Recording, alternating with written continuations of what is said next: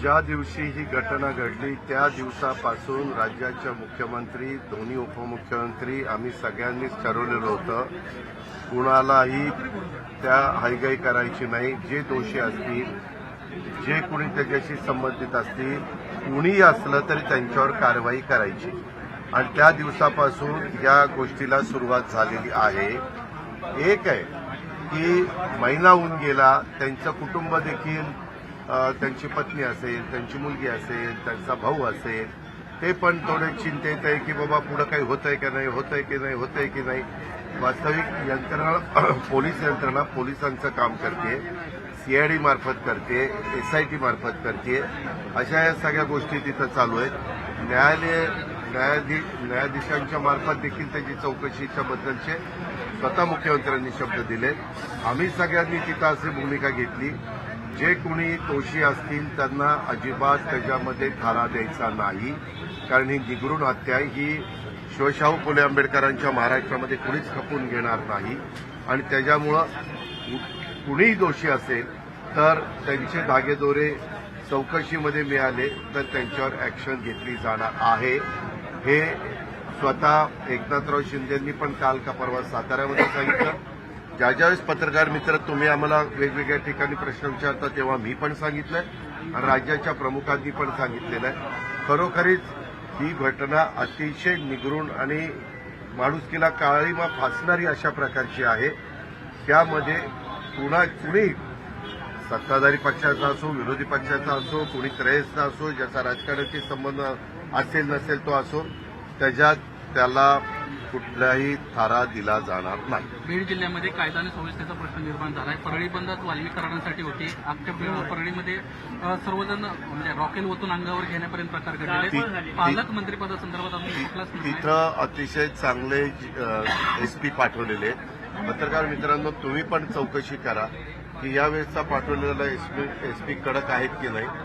त्यांना पूर्णपणे कुठलाही राजकीय हस्तक्षेप होऊ न देता तुम्ही कायदा सुव्यवस्था ही नीटपणे राखायची अशा पूर्ण सूचना त्यांना दिलेल्या, पूर्ण अधिकार दिलेला. तुम्ही पालकमंत्री पदाची जबाबदारी घेणार का बीडची? कारण राज्यामध्ये पालकमंत्रीपद, मंत्रीपद, डिपार्टमेंट वाटप हा सगळा अधिकार जो राज्याचा मुख्यमंत्री असतो त्यांचा असतो.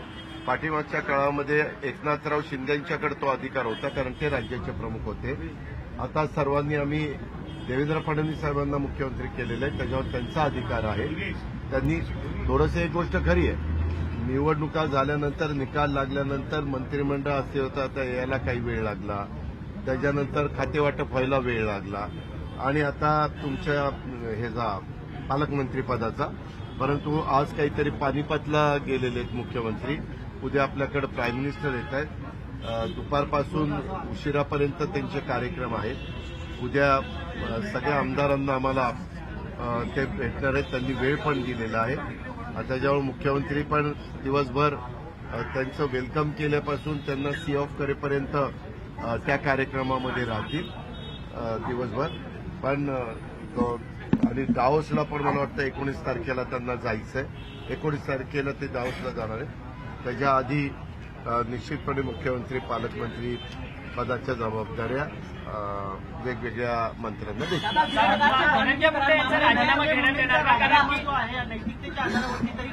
जे कोणी दोषी असेल त्यांच्यावर कारवाई करा असं मुख्यमंत्र्यांना सांगितलेलं, मुख्यमंत्री त्या पद्धतीनं दोषींवर कारवाई करतात.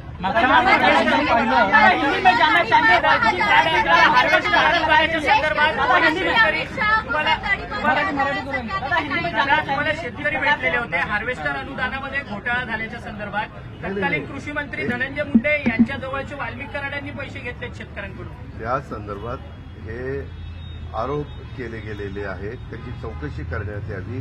जे दोषी असतील त्यांच्यावर कारवाई करू. मी आता म्हणलं की तू माझ्याकडनं ₹1,00,000 घेतले. शेतकऱ्यांनी तसेच मग तेच म्हणतो ना, मी पण शेतकरी आहे बाबा.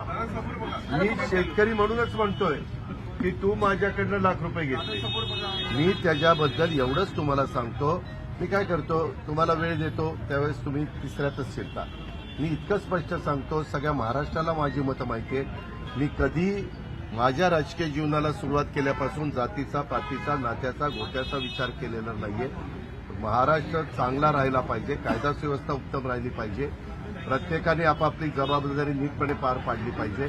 आपल्या आजूबाजूला कोण आहेत, कसे वागतात, कसे बोलतात, लोकांशी कसे संबंध ठेवतात, त्याचं पण भान आमच्या सहित सगळ्यांनी त्या ठिकाणी ठेवलं पाहिजे. आणि चुकीची माणसं असतील तर त्यांना बाजूला केलं पाहिजे. या संदर्भामध्ये आता ज्या काही इन्क्वायऱ्या चालल्यात किंवा आपण जे म्हणताय, कुठल्याही गोष्टीमध्ये, कुठल्याही डिपार्टमेंटमध्ये जर कुणाला काही लाच द्यावी लागली असेल आणि त्याचे पुरावे असतील तर ते आम्हाला द्या.